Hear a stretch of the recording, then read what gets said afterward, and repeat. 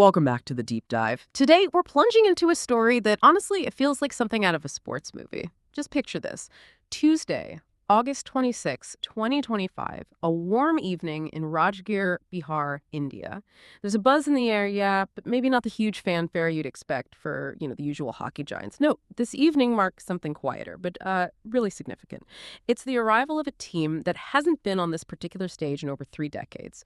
We're talking about the Kazakhstan men's hockey team making this extraordinary return to the Hero Men's Asia Cup 2025. And this isn't just about sport, is it? It's really a testament to resilience, to ambition, and just that sheer will to compete again after 31 long years. So today we're going to unpack their long absence, look at the unique setting for this comeback in Rajgir, explore the massive challenges they're facing, and think about what this all means for the spirit of sport itself. Okay, let's dive in. The first thing that just jumps out is that timeline. 31 years. Kazakhstan's first time back in the Asia Cup since 1994. I mean, that's practically a lifetime in sports. It really is. And what's fascinating, I think, isn't just that they're back, but the kind of quiet dedication it must have taken. This isn't a country where field hockey usually grabs the headlines. Yeah. It's often played, second fiddle to other sports. So keeping a national program going, finding talent, holding on to the belief that this day would come, that speaks volumes about perseverance, maybe even about a few key people behind the scenes just refusing to let the dream die. Yeah, exactly. And it wasn't like they were nobodies back then either. I was actually surprised to find out that in '94, their last time in this tournament in Hiroshima, they got a pretty respectable 5th place. And the same year, 6th at the Asian Games. So they had potential, didn't they? Like an emerging force. Absolutely. Those results showed real promise. But then the long gap. It really highlights the struggle. We're talking limited resources, not much international exposure, which is crucial, right? And just a lack of regular high-level games.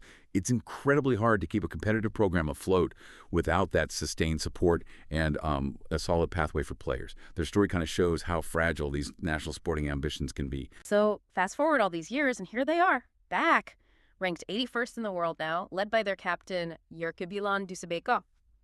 And what's really cool is it's their first time playing this tournament on Indian soil. You can just imagine the feeling for those players. The anticipation, maybe some nerves, but just sheer excitement. Many of them weren't even born the last time Kazakhstan played in the Asia Cup. Now, let's talk about Rajgir. The setting for this comeback, their arrival was described as having this quiet excitement. Maybe not roaring crowds like for India or Pakistan, but for Kazakhstan. This moment, even a quiet one, it's huge. It says so much about their journey and Rajgir itself. It's an interesting backdrop. Historically, it's more known for its spiritual and ancient roots, right? But this town in Bihar has really transformed. It's become this, vibrant, maybe unexpected stage for international hockey. Yeah, it's definitely unlikely in one sense, but maybe fitting in another.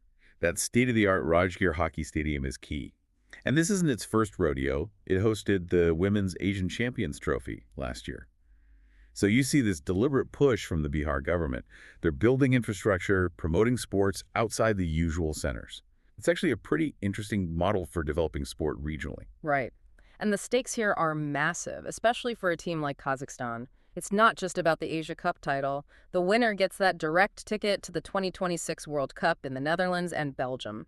So for Kazakhstan, this isn't just competing. It's a potential springboard onto the biggest stage imaginable, a golden opportunity, really.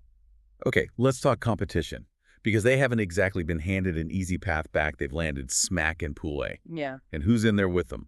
Only the hosts, India, plus Japan and China.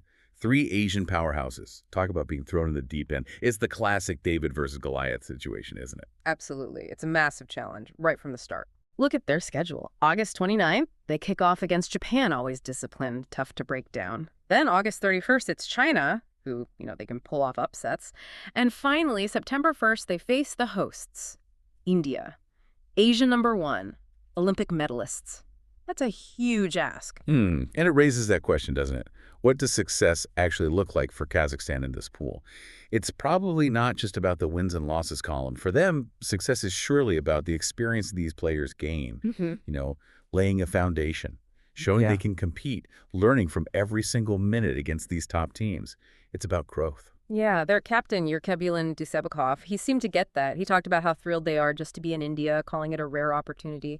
He said their focus is on building confidence, giving players exposure, and seeing these tough games as a chance to test themselves and make our nation proud. It sounds like a really grounded perspective. And that's probably essential given the team.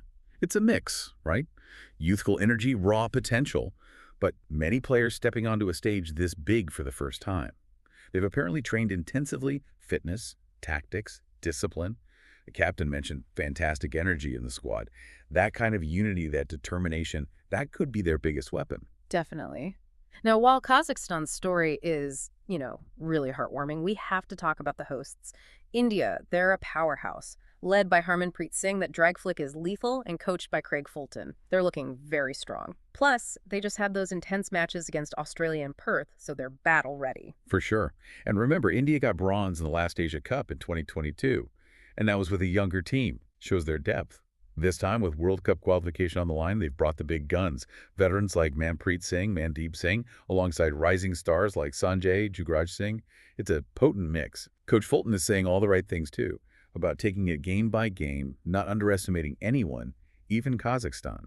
Okay, zooming out a bit. There were some changes to the tournament lineup. Pakistan had to withdraw, citing security concerns, and Oman due to financial issues. That's what opened the door for Bangladesh and, of course, Kazakhstan to step in. So it changes the dynamics a bit, maybe loses some of that historic India-Pakistan rivalry buzz, but adds new storylines. Yeah, definitely shifts things. But Pool B is still very competitive. You've got the defending champs, South Korea, they've won this 5 times, and Malaysia, runners-up last time. So plenty of quality there.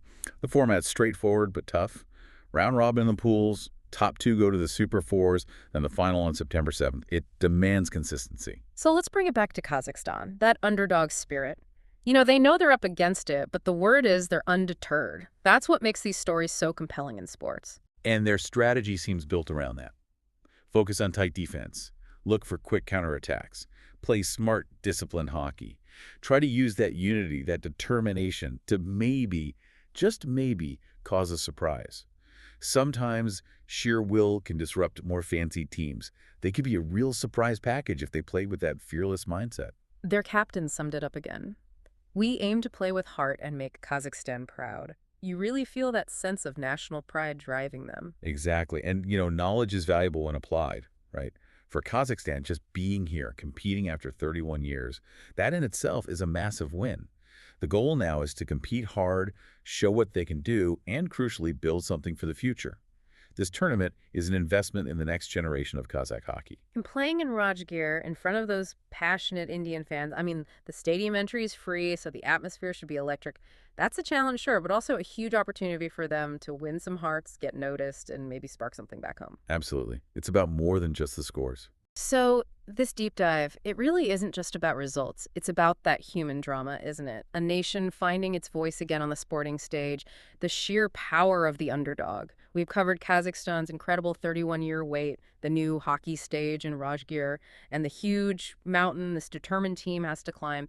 It really is a reminder of what sport can be about. It is, but I wonder, all this focus on the comeback, the resilience, could that actually add pressure? Is there a risk it overshadows just letting a young team play and learn? It's a fine line, maybe.